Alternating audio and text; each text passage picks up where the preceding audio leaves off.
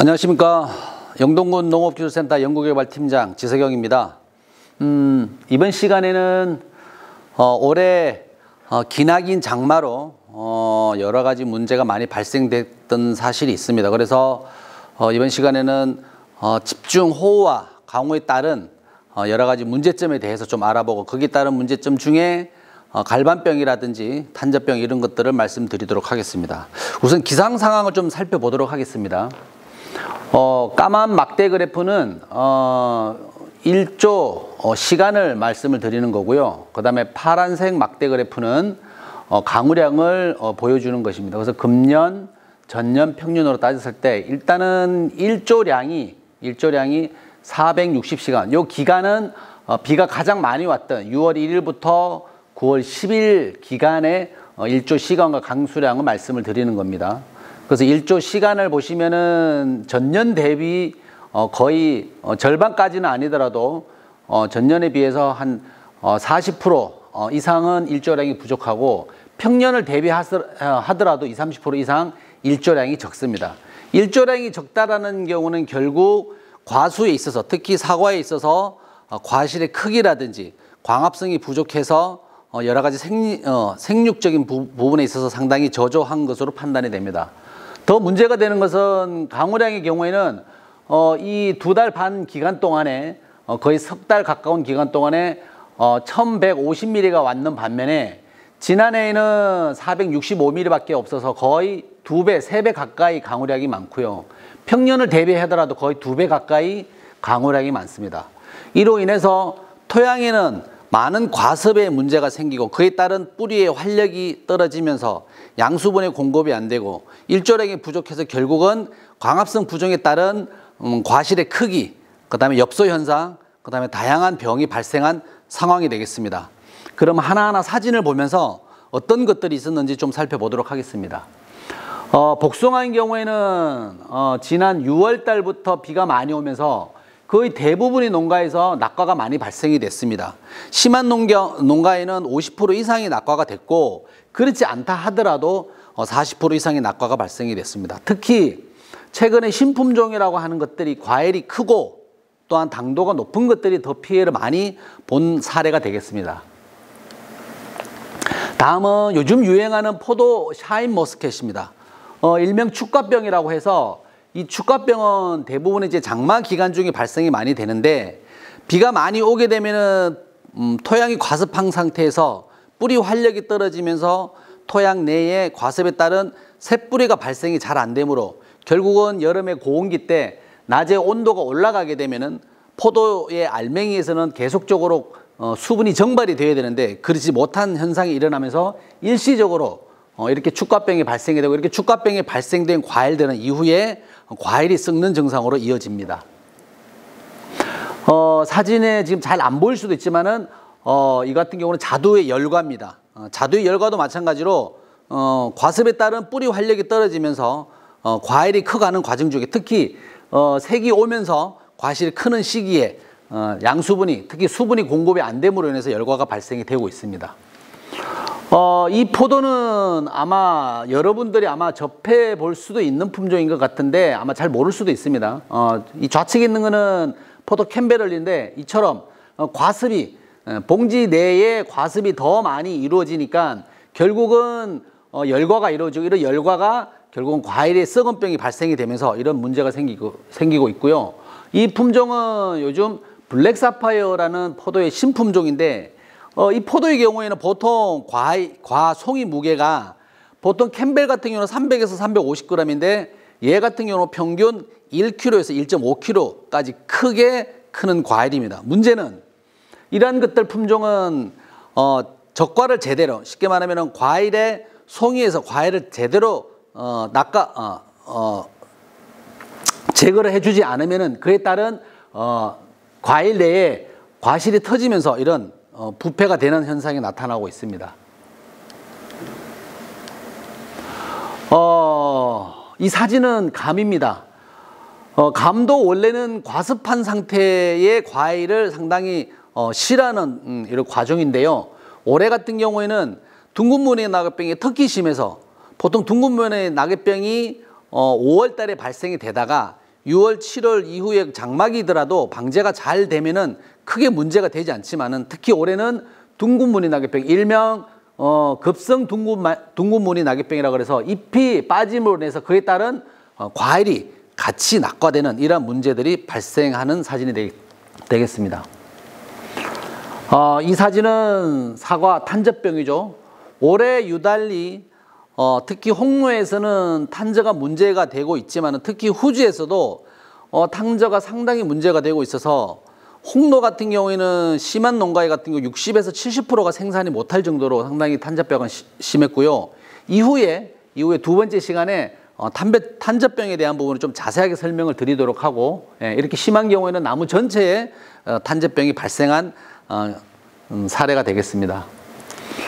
이 사진은 사과가 올해 이제 엽소 현상이 상당히 많이 일어났죠. 그래서 이 사진에 보듯이 잎이 타는 증상.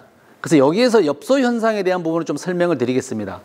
엽소 현상이라고 하면은 사과에 있어서의 장마 기간이라고 하는 장마와 그다음에 태풍이 지나서 토양 내 과습, 특히 공중 습도가 높게 되면은 뿌리는 새로 뿌리를 발생이 돼서 보통 일주일 정도나 아니면 짧게는 5일 정도 생육 기간이 이루어지는데 이렇게 과습 상태가 되면은 뿌리가 흰 뿌리가 빨리 손상이 돼서 거기에 따른 새 뿌리가 나와야 되는 시간이 많이 지체가 되는 경우가 많습니다. 이럴 경우 여름에 낮의 온도가 최소 28도에서 30도가 올라가면서 잎에서는 계속적으로 광합성을 하면서 정발산을 시켜야 되는데 그렇지 못하니까 잎이 타는 증상이 나타나는 경우가 되겠습니다. 결국 토양에 과습한 상태로 뿌리 활력이 떨어지면서 거기에 따른 잎에 수분이 공급이 안 되니까 결국은 잎이 이런 떨어지는 현상이 발생이 되고 일부에서는 이런 엽소 현상과 함께 바닥에 보시는 것처럼 갈반병이 같이 발생되는 그런 현상이 나오고 있습니다. 이 사진은 특히 올해 좀 특이할 점은 우리가 유목이라고 하는 것들 보통 6년차 이전에 6년차 이하의 나무 유목인 경우에는 나무가 그래도 수세가 좀 강하든지 아니면 자람새가 좋기도 하겠지만은 광합성을 잘 할 수 있는 햇볕 투과량이 좋아서 올해에 나름 그래도 엽소 현상이라는 것이 그렇게 많이 발생이 되지 않았지만은 특히 10년차 이상이 되는 MU26 대목으로 이용한 이런 10년차 이상 고목인 경우에는 나무 사이 간격이 좁고 특히 과원 내에 이렇게 햇볕 투과량이 좋지 못해서 이런 엽소 현상이 더 많이 나타나게 됩니다. 잎이라고 하는 것은 결국 광합성을 해서 과일이라든지 뿌리라든지 가지라든지 이런 데 양분을 공급을 하면서 결국은 본인도 양분을 만들어서 일부 소비를 하게 되는 그런 측면이 되는데 이렇게 광합성이 되지 못하면 좀 전에 기상에서 보셨듯이 비가 많이 온 것도 문제가 되지만은 일조량이 부족해서 결국은 햇볕을 보지 못하는 이런 가운데 어두운 지역의 잎들이 그러한 엽소 현상이 많이 일어나고 결국은 광합성이 되지 못하니까 낙엽이 떨어지는 그런 현상이 되겠습니다.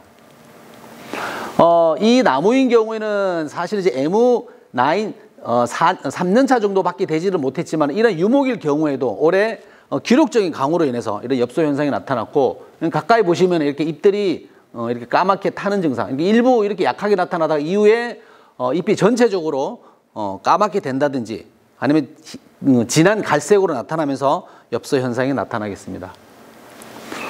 이 사진은 지금 일부 엽소 현상이 일어나면서 거기에 따른 갈반병이 올해 같이 왔습니다.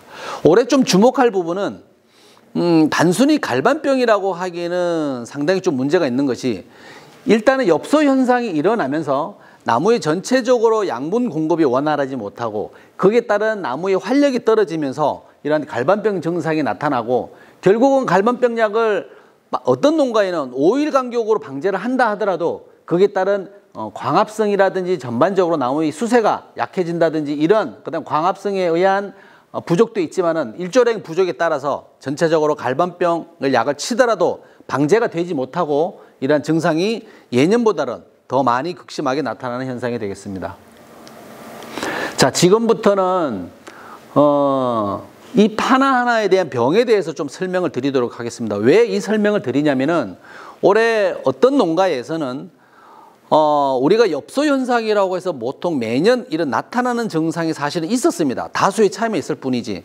그런데 올해같이 이렇게 심하게 나타난 경우가 별로 없어서 일부 농가에서는 엽소 현상이 나타난 것을 가져오셔가지고 저희 농업교육센터 가져오셔가지고 약해 피해라고 하시는 분들도 있고, 요즘은 잎이 노랗게 해서 떨어지는 갈반병도 있지만은 그렇지 않고 갈반병이 심하다, 자기는 5일 내지 7일 간격으로 꼬박꼬박 약을 쳤는데 이거는 농약에 문제가 있지 않느냐, 이렇게 말씀을 하시고 오시는 분들이 되게 많습니다. 중요한 것은 갈반병이 됐든 지금 보여지는 전문의 낙엽병이 됐든 엽소 현상이 됐든 병이냐 생리장애냐 정확한 판단을 하고 우리가 처방을 해야 되지 않나라는 생각이 듭니다.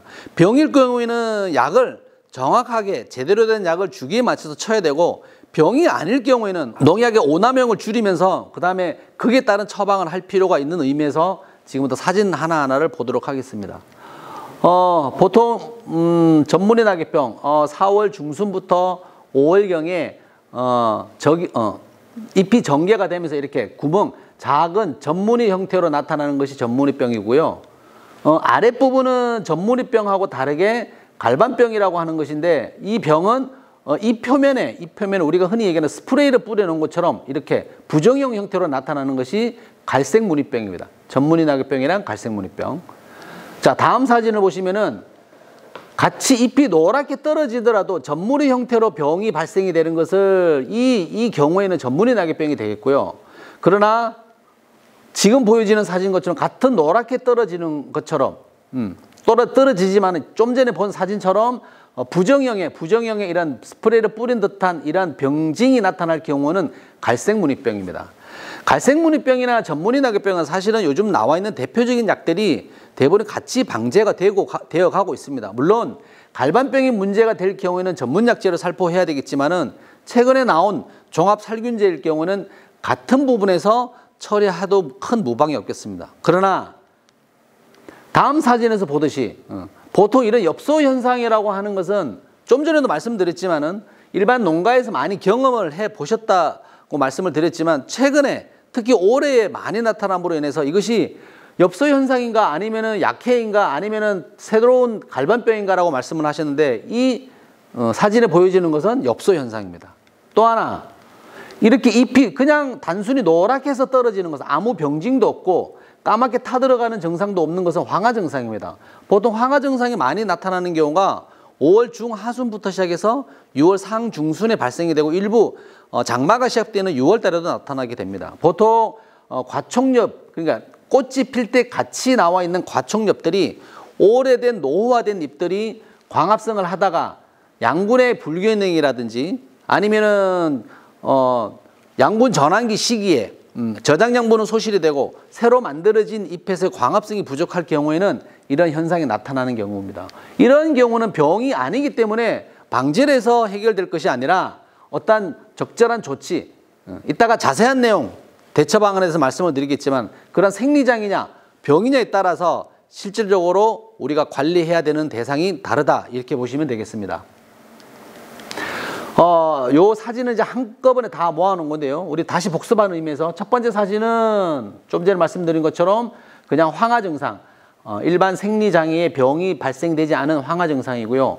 대표적으로 이것이 보이는 것이 같은 노랗게 잎이 떨어지더라도 갈색무늬병. 그 다음에 얘도 갈색무늬병인데 이거는 이제 초기 발생이 된다든지 이럴 경우, 이후에 좀 노랗게 해서 떨어지는 경우가 됐고, 마지막 사진은 지금 계속해서 보고 있는 엽소 현상 사진입니다. 이렇게 해서 한꺼번에 이렇게 사진, 잎에 병이 발생된 아니면 생리장애가 발생된 부분을 확인을 가능하지만은 실질적으로 농가에서는 충분히 판단이 가능함에도 그렇지 못한 부분이 있어서 사진을 준비를 했습니다.